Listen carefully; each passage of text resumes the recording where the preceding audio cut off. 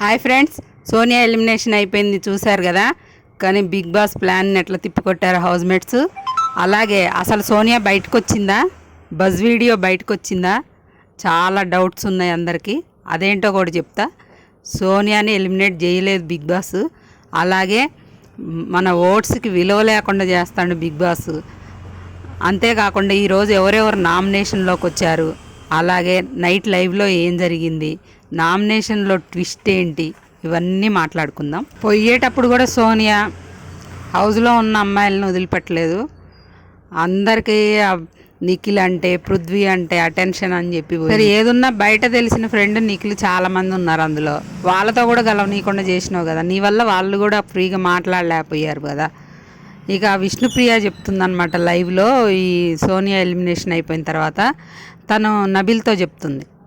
నేను ఎందుకు కలవలేదంటే, నన్ను ఫస్టే నేనేదో జోక్గా తన దగ్గరికి వెళ్తే అడల్టరేట్ కామెడీ చేయకు, అసలు నువ్వు నా జోన్లోనే లేవు, నా వంకకే రాకు, నీకు ఎక్కువ అవకాశం ఇస్తే నువ్వు ఏదేదో జోకులేసి అదే అవకాశంగా తీసుకుంటావు, అందుకనే నేను ఆమెతో ఎందుకు వచ్చిన గోల అని నేను అసలే తింగరదాన్ని ఏది మాట్లాడుతున్నో తెలియదు, ఆ పాయింట్లు పట్టుకొచ్చి మళ్ళీ నామినేషన్లో వేసిద్దని నేను ఆమెకు దూరంగా ఉండాల్సి వచ్చిందని చెప్పుద్ది. అది కరెక్ట్, అది 100% అయితే కరెక్ట్. ఆ అమ్మాయి అనుకున్న దాంట్లో తప్పేం లేదు. ఎందుకంటే ఫస్టే అమ్మాయి ఏదో జోక్గా చేయడానికి వెళ్తేనే అడల్టరేట్ కామెడీ, నిఖిల్తో కూడా ఆ మాట చెప్పింది.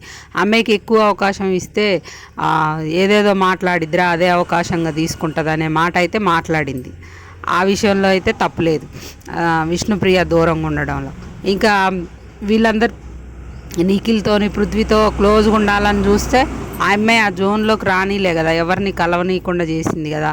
తనతో ఎక్కువ స్పెండ్ చేసేసరికి వీళ్ళతో కలవడం బంద్ చేశారు వాళ్ళు. అది మనసులో ఉంది వాళ్ళకి, అది తప్పేం లేదు. వాళ్ళు ఆమెనేం టార్గెట్ చేయాలి, ఆమె పర్సనల్ విషయాలు ఎత్తి నామినేషన్లలో పెట్టేసరికి అది వాళ్ళకి ఎక్కడో ట్రిగ్గర్ అయింది. ప్రేరణ కూడా అదే అనుకుంటుంది. ఆమెతోనే నాకు పెద్ద ఇదేం లేదు, కానీ నామినేషన్లలో పాయింట్స్ చెప్పేటప్పుడు ఇలా పర్సనల్ విషయాలు తీసుకొచ్చి మాట్లాడుతుంటుంది అని చెప్తుంటే నైన్కా కూడా అదే అంటుంది.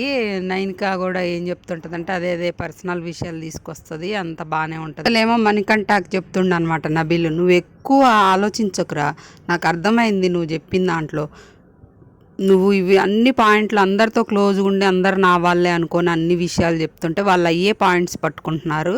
నాకు అర్థమైంది అక్కడ సార్ చెప్పింది, నువ్వు ఒక నిర్ణయం తీసుకుంటే దాని మీద స్టాండ్ అయ్యి ఉండు, అది గట్టిగా మాట్లాడు. దాంతో రేపు నామినేషన్లలో ఇప్పుడు మనకి చిన్న పాయింట్స్ కూడా తీసుకొచ్చేస్తారు. ఎందుకంటే పాయింట్స్ ఎవరి దగ్గర లేవు ఇప్పుడు, అంత పెద్ద గొడవలు కూడా ఎవరికి కాలే కాబట్టి చిన్న పాయింట్స్ కూడా పట్టుకొచ్చేస్తారు.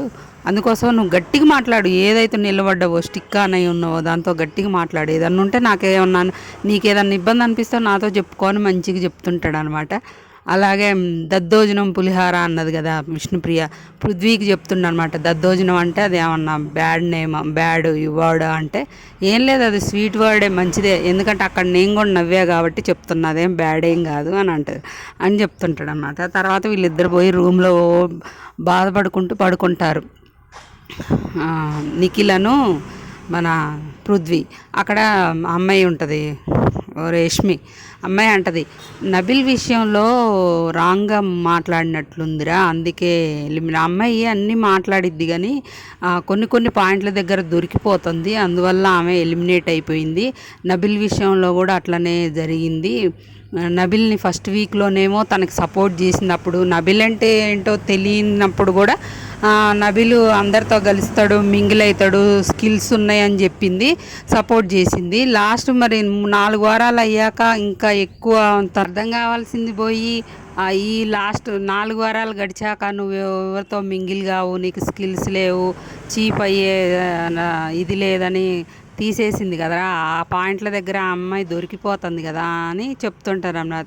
మాట్లాడింది ఫస్ట్లో మాట్లాడిందన్న తప్పై ఉండాలి, లేదంటే ఇప్పుడు మాట్లాడిందన్న తప్పై ఉండాలని యష్మి చెప్తుంటే, అది కాదులేరా నబిల్ కూడా కొంచెం ఏదో చేసిండు అది ఇది అన్నట్టు ఏదో కవర్ చేస్తాడు నిఖిల్ అయితే.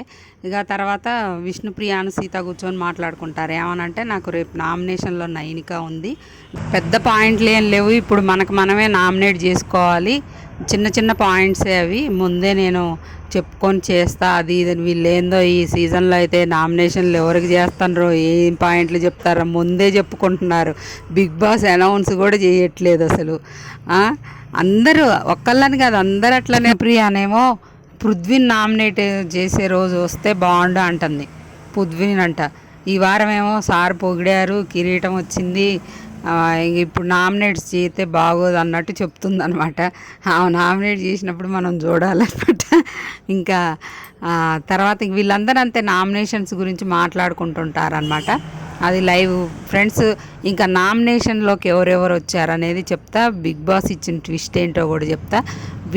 హైయెస్ట్గా విష్ణుప్రియ, మణికంఠ, నైనికాకు పడ్డాయి ఓట్లు. గంపగుత్తుగా హౌస్మేట్స్ అందరూ ఆప్షన్గా వీళ్ళ ముగ్గురిని పెట్టుకున్నారనమాట. ముగ్గురికి 5 ఓట్లు హైయెస్ట్కు పడ్డాయి. ఆ తర్వాత మన ఆదిత్య గారికి ఒక 2 ఓట్లు పడ్డాయి. ప్రేరణ యష్మికి ఒకటి పడ్డది, ప్రేరణకు అసలు పడలేదు. నబెల్కి 2 చేశారనమాట. అలాగే మన నిఖిల్కి ఎవరు చేయలేదు. అయితే బిగ్ ట్విస్ట్ ఏంటంటే సీత చీప్ కాబట్టి సీత నామినేషన్లోకి రాలేదు. ఇక పవర్ ఇస్తాడనమాట. నామినేషన్ అయిన వాళ్ళందరూ కలిసి ఒకళ్ళని నామినేట్ చేయాలి అని అంటారు. అయితే యష్మికి ఒకటే ఓటు పడింది కాబట్టి నిఖిల్కి అసలు పడలేదని నిఖిల్ని తీసుకుంటారనమాట. అట్లా నిఖిల్ కూడా నామినేషన్లోకి వచ్చిండు. మొత్తం నిఖిల్, విష్ణుప్రియ, నబెలు, మణికంఠ, మన నైనిక, ఆదిత్య ఓం వీళ్ళ 6 నామినేషన్లోకి వచ్చారు. మిడ్ వీక్ ఎలిమినేషన్ ఉంటే మాత్రం నైనిక కానీ ఆదిత్య ఓం కానీ వీళ్ళు ఎగిరిపోతారనమాట. దానికోసమే సోనియాని సీక్రెట్ రూమ్లో పెట్టారేమో అనిపిస్తుంది. ఒకళ్ళని ఇందులో నుండి మిడ్ వీక్ ఎలిమినేట్ చేసి తనని తీసుకొద్దామని చూస్తున్నారు. అలాగే వైల్డ్ కార్డ్స్ కూడా 8 మంది వస్తున్నారు హౌస్లోకి. శంకర్ రవి, ముక్కా అవినాష్, హరితేజ, రోహిణి, మన నైని పావని, గౌతమ్, అలాగే టేస్టీ తేజ వీళ్ళైతే కన్ఫామ్ అయ్యారు. ఇంకొకళ్ళిద్దరు చూస్తున్నారు. మరి వీళ్ళనే రీఎంట్రీ ఎలిమినేట్ అయిన వాళ్ళల్లో రీఎంట్రీ సోనియాని ఖచ్చితంగా ఇస్తారు. ఇంకొకళ్ళు ఎవరినో చూస్తున్నారు. అది ఫ్రెండ్స్, వీడియో నచ్చితే లైక్ చేయడం మర్చిపోకండి. అలాగే మన ఛానల్ని సబ్స్క్రైబ్ చేసుకోండి. మార్గానిస్ ఛానల్ లైక్ చేస్తే ఎక్కువ మందికి రీచ్ అవుతుంది అనమాట మన వీడియో. బెల్ ఐకాన్ క్లిక్ చేసి పెట్టుకుంటే నేను ఏ వీడియో పెట్టినా మీకు వెంటనే నోటిఫికేషన్ వస్తుందన్నమాట.